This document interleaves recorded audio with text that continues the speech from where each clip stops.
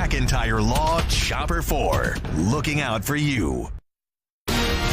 You're watching the 4 o'clock news on Oklahoma's News 4. One of the greatest men of peace, but also one of the greatest friends to the world.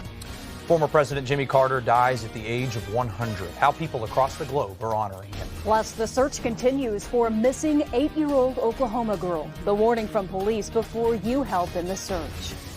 And right then, I fell in love with the mission.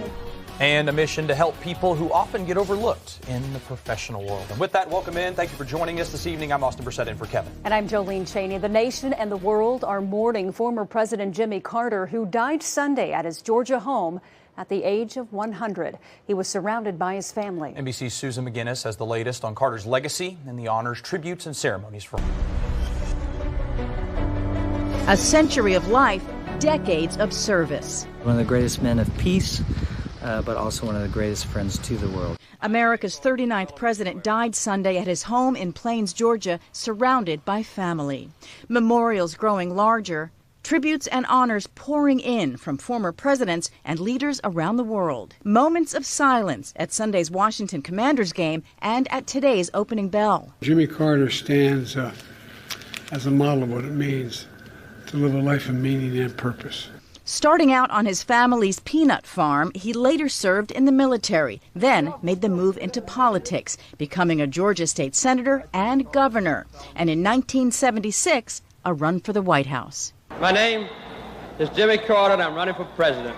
As president, he called on Americans to make sacrifices. There's no way that I or anyone else in the government can solve our energy problems if you are not willing to help. But after a struggling economy and Ronald Reagan made Carter a one-term president, he returned to Plains to live a modest post-presidency with the love of his life, Rosalind, who he lost just more than a year ago.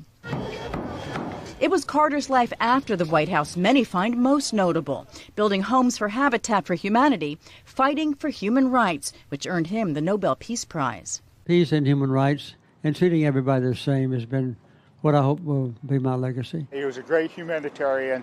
He set an example for all of us, and we're going to miss him.